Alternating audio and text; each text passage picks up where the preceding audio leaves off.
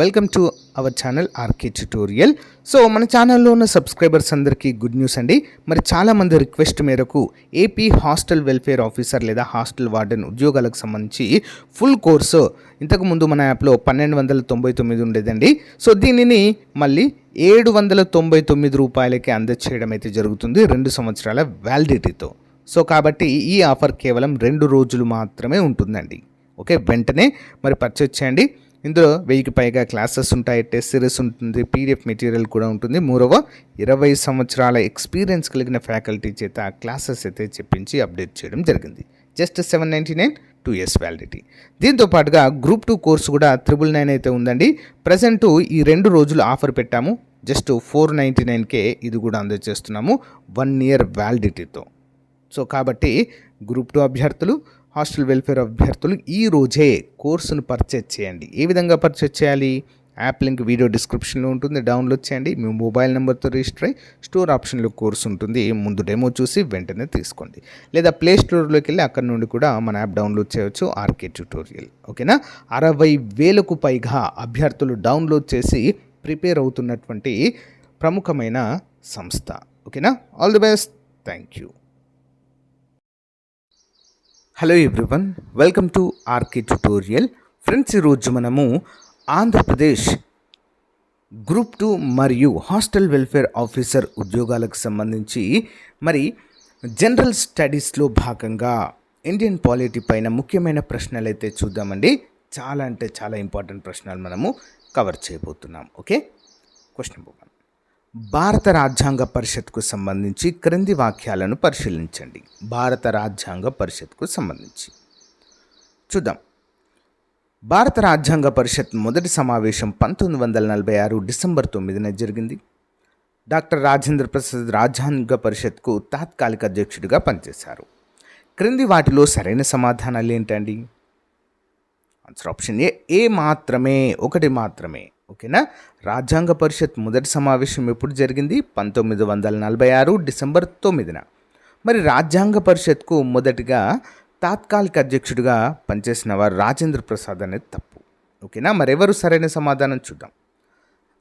రాజ్యాంగ పరిషత్ మొదటి సమావేశానికి డాక్టర్ సచ్చిదానంద సిన్హా తాత్కాలిక అధ్యక్షుడిగా వ్యవహరించారు. ఆ తర్వాత డాక్టర్ రాజేంద్ర ప్రసాద్ గారు శాశ్వత అధ్యక్షుడిగా ఎన్నిక కావడము జరిగింది. నెక్స్ట్ 1. ప్రాథమిక హక్కులకు సంబంధించి క్రింది వాటిని జతపరచండి. Article 14, article 17, article 21, article 21A. సరైన సమాధానం ఏంటో చూద్దాం. ఆప్షన్ ఏ 1 by 1 చూద్దాం. ముందుగా ఆర్టికల్ 14 ఏం తెలియజేస్తుందండి అంటే చట్టం ముందు అందరు సమానమే. Option B. నెక్స్ట్ ఆర్టికల్ 17 ఏం తెలియజేస్తుందండి? అంటరానితనం నిర్మూలన. Option A. ఆర్టికల్ 21 ఏం తెలియజేస్తుంది? జీవించే హక్కు. Option D. ఆర్టికల్ 21A విద్యా హక్కు గురించి తెలియజేస్తుంది. సో పైవన్నీ కూడా సరైన సమాధానాలే. ఇంపార్టెంట్ క్వశ్చన్ అండి.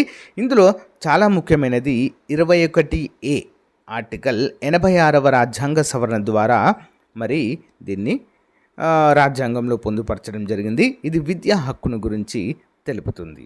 ఓకేనా? మరి భారత రాజ్యాంగంలో అతి చిన్న ఆర్టికల్ 21 అండి.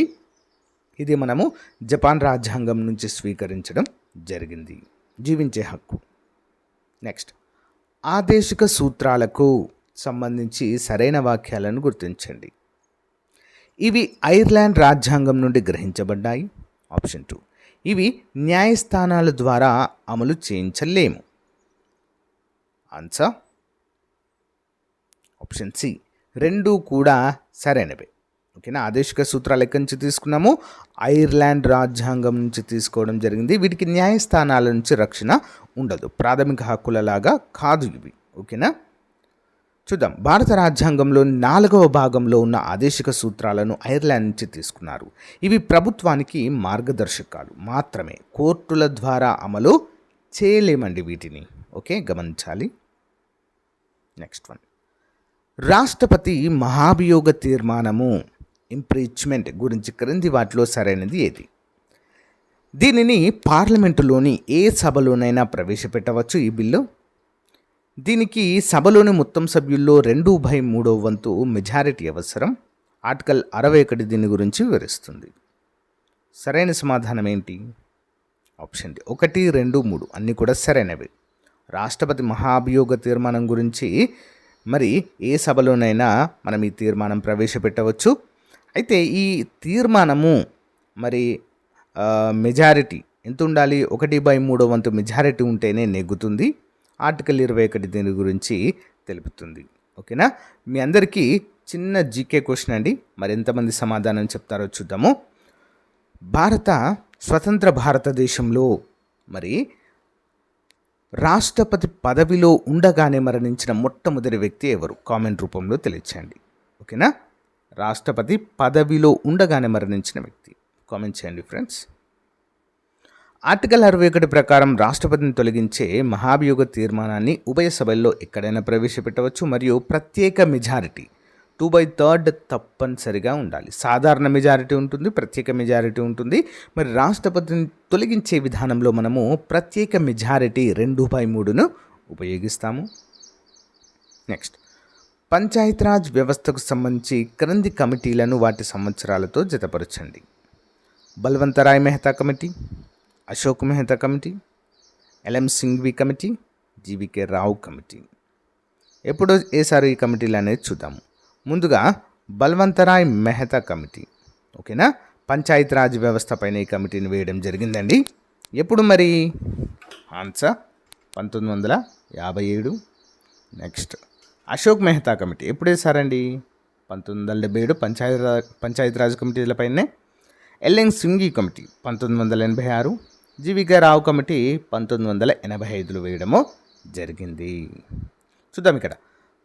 బల్వంతరాయ్ మెహతా కమిటీ 1957లో 3 అంచెల వ్యవస్థను సూచించగా అశోక్ మెహతా కమిటీ 2 అంచెల వ్యవస్థను పంచాయతీరాజ్ వ్యవస్థను సూచించడం జరిగింది. అండ్ సింఘ్వి కమిటీ ఏం చేసిందండి? రాజ్యాంగ హోదా కావాలని కోరింది. వేటికి? పంచాయతీరాజ్ వ్యవస్థలకు. ఇంపార్టెంట్ క్వశ్చన్ అండి. Okay, next one. ఉపరాష్ట్రపతి ఎన్నికకు సంబంధించి ఎలక్టోరల్ కాలేజీలో ఎవరు సభ్యులుగా ఉంటారు? ఉపరాష్ట్రపతి ఎన్నికకు సంబంధించి ఎవరెవరు ఉంటారండి ఇందులో? ఆప్షన్ బి 2 మరియు 3 మాత్రమే. 1 మరియు 2 మాత్రమే. చూద్దాం. పార్లమెంటులోని ఉభయ సభలకు ఎన్నికైన సభ్యులు ఎంపీలు, లోక్సభ మరియు రాజ్యసభ ఎంపీలు. పార్లమెంటులోని ఉభయ సభల నామినేటెడ్ సభ్యులు. ఓకే, ఇద్దరు కూడా మరి ఎన్నికలో పాల్గొంటారు ఎలక్టోరల్ కాలేజీలో. మరి రాష్ట్ర శాసనసభ సభ్యులు ఉంటారా? ఉంటారు. ఓకే, గమనించాలి. ఉపరాష్ట్రపతి ఎన్నికల్లో లోక్సభ, రాజ్యసభకు చెందిన ఎన్నికైన మరియు నామినేటెడ్ సభ్యులు మాత్రమే పాల్గొంటారు. రాష్ట్ర శాసనసభ సభ్యులకు ఇందులో అవకాశము లేదు. ఇంపార్టెంట్. నెక్స్ట్, ఆర్టికల్ 32కు సంబంధించి క్రింది రెట్లను వాటి అర్థాలతో జతపరచండి.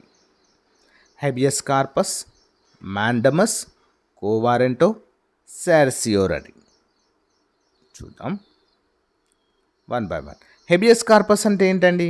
శరీరాన్ని అప్పగించండి అంటే ఏంటి? అరెస్టు చేయబడినటువంటి వ్యక్తిని 24 గంటల్లో మరి న్యాయస్థానం ముందు హాజరుపరచాలి. నెక్స్ట్, మాండమస్ అంటే ఏంటి? మేము ఆజ్ఞాపిస్తున్నాము, వి కమాండ్. నెక్స్ట్, కోవారెంట్ అంటే ఏంటి? ఏ అధికారంతో మీరు చేస్తున్నారని చెప్పేసి క్వశ్చన్ చేస్తారు. By what authority. సెర్సియోరరీ అంటే ఏంటి? ధృవీకరించడం. Okay, to be certified. Okay, important point అండి. డాక్టర్ బిఆర్ అంబేద్కర్ ఆర్టికల్ 32ను రాజ్యాంగానికి ఆత్మ మరియు హృదయం అని వర్ణించారు. పౌరుల ప్రాథమిక హక్కుల రక్షణకు సుప్రీంకోర్టులు ఈ రిట్లను జారీ చేస్తాయి. సుప్రీంకోర్టులు ఆర్టికల్ 32 ప్రకారం సుప్రీంకోర్టులు, 226 ప్రకారము మరి హైకోర్టులు రిట్స్ను జారీ చేసడం అయితే జరుగుతుందండి. ఓకేనా, ఇంపార్టెంట్. భారత కంప్ట్రోలర్ అండ్ ఆడిటర్ జనరల్ గురించి క్రింది వాక్యాలను పరిశీలించండి. కాగ్ని రాష్ట్రపతి నియమిస్తారు. ఆప్షన్ 2. కాగ్ పదవి కాలం 6 సంవత్సరాలు లేదా 65 సంవత్సరాల వరకు. వయసు ఏది ముందైతే అది. ఆర్టికల్ 148 కాగ్ గురించి వివరిస్తుంది. ఓకే, క్రింది వాటిలో సరైనవేంటి? ఆప్షన్ డి 1, 2, 3 సరైనది. 1, 2, 3 కూడా సరైనవి. కాగ్ని ఎవరు నియమిస్తారండి? Controller and auditor general. భారత సంఘటిత నిధికి మరి కాపలా కుక్కగా పిలుస్తారండి, వాచింగ్ డాగ్. ఓకే, గమనించాలి. రాష్ట్రపతి గారు నియమిస్తారు. వీరి పదవి కాలము 65 సంవత్సరాలు.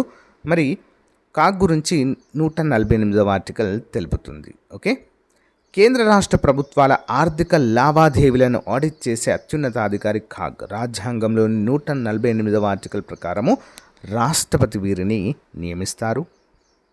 నెక్స్ట్, క్రింది వాటిలో సరికాని జతను గుర్తించండి. 42వ రాజ్యాంగ సవరణ మినీ రాజ్యాంగం, 44వ రాజ్యాంగ సవరణ ఆస్తి హక్కు తొలగింపు, 61వ రాజ్యాంగ సవరణ ఓటింగ్ వయస్సు 21 నుంచి 18కి తగ్గింపు, 73వ సవరణ మున్సిపల్ ఎన్నికలు.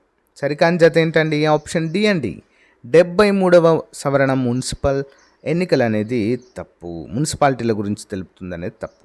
ఓకే, 42వ రాజ్యాంగ సవరణ 1976లో చేశారు, దీన్ని మినీ రాజ్యాంగం అంటారు. 44వ రాజ్యాంగ సవరణ 1978లో చేశారు. దీనిలో మరి 31వ ఆర్టికల్లో ఉన్నటువంటి ఆస్తి హక్కును తొలగించి 300A ఆర్టికల్లో పొందుపరిచారు.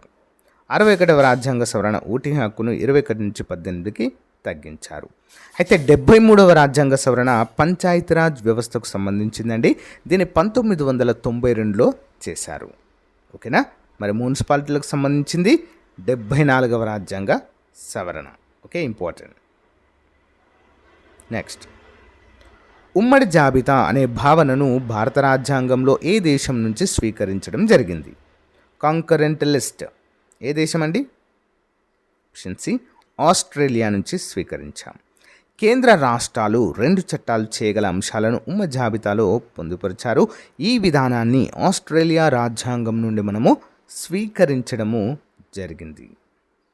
నెక్స్ట్ వన్, సుప్రీంకోర్టు న్యాయమూర్తుల నియామకానికి సంబంధించి కొలీజియం వ్యవస్థ ఏ సంవత్సరంలో ఉనికిలోకి వచ్చింది? Option B, 1993. 1993లో జరిగిన సెకండ్ జడ్జెస్ కేసు తీర్పు ద్వారా కొలీజియం వ్యవస్థ ఉనికిలోకి వచ్చింది.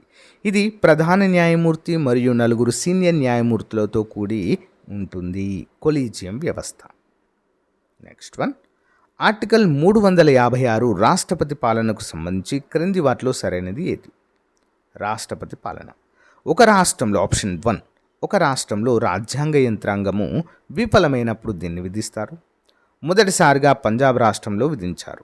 ఏది సరైనదండి? ఆప్షన్ సి, 2 కూడా సరైనవే. మొదటిసారిగా 1951లో రాష్ట్రపతి పాలన విధించడము జరిగింది. సో ఆర్టికల్ 356 ప్రకారము రాష్ట్రపతి పాలన విధిస్తారు.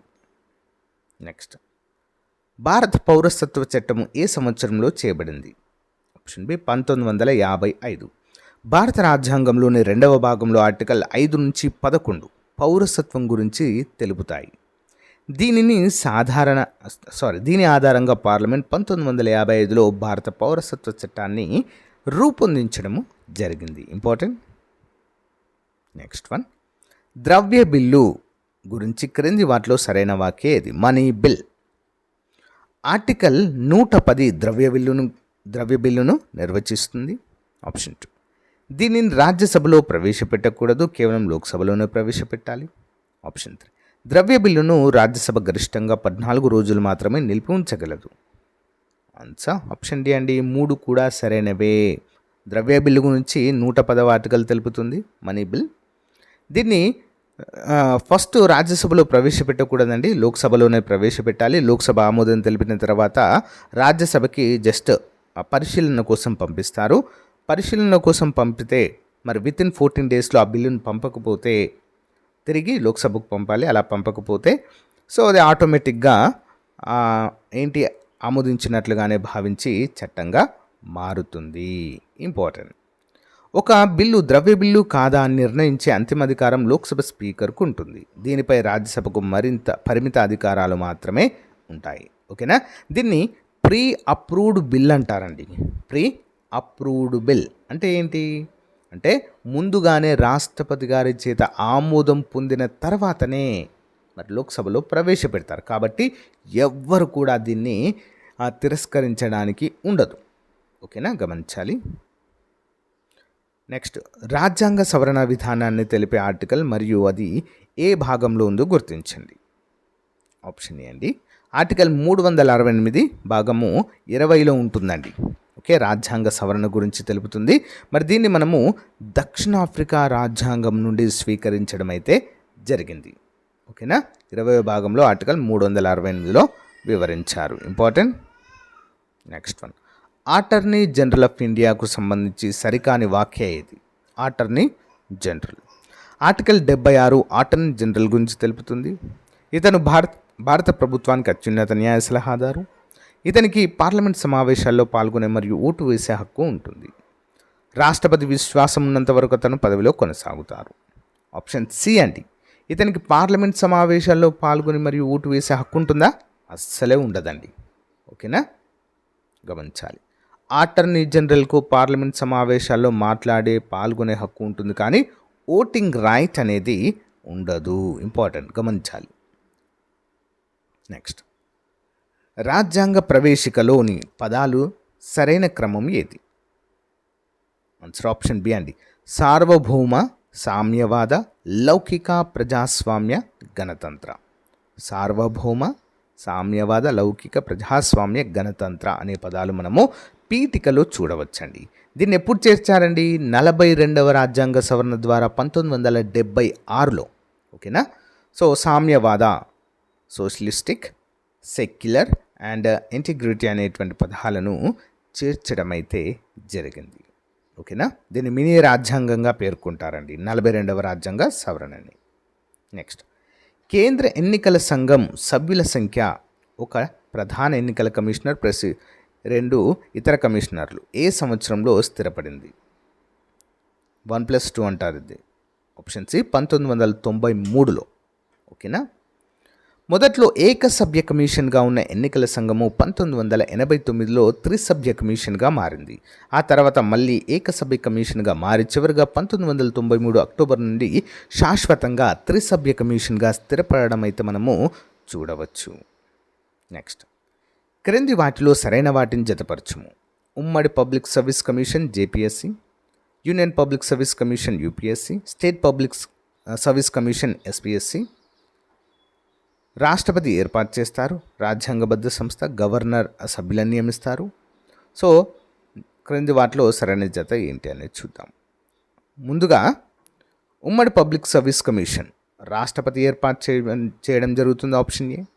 యూనియన్ పబ్లిక్ సర్వీస్ కమిషన్ ఇది ఒక రాజ్యాంగబద్ధ సంస్థ, రాజ్యాంగంలో ఉంటుంది. State public service commission governor సభ్యులను నియమిస్తారు. ఓకేనా, ఇంపార్టెంట్ పాయింట్ అండి. 2 లేదా అంతకంటే ఎక్కువ రాష్ట్రాల కోసం ఏర్పాటు చేసిన జేపీఎస్సి చట్టబద్ధ సంస్థ. పార్లమెంట్ చట్టం ద్వారా రాష్ట్రపతి ఏర్పాటు చేస్తారు. యూపీఎస్సి మరియు ఎస్పీఎస్సిలు రాజ్యాంగబద్ధ సంస్థలుగా చెప్పుకోవచ్చు. సో గైస్, ఇది ఈ రోజుకు సంబంధించిన ముఖ్యమైనటువంటి మోడల్ పేపర్ అండి. సో రేపటి మోడల్ పేపర్లో మళ్ళీ కలుద్దాం. మీకు ఏదైనా టాపిక్ పైన కూడా ఎంసీక్యూస్ కావాలంటే కామెంట్ రూపంలో తెలియచేయండి. మన యాప్లో గ్రూప్ 2 మరియు హాస్టల్ వెల్ఫేర్ ఆఫీసర్ కోర్సుకు సంబంధించిన ఆఫర్ త్వరలో ముగుస్తుంది. వెంటనే కోర్స్ తీసుకోండి. Okay, all the best. Thank you.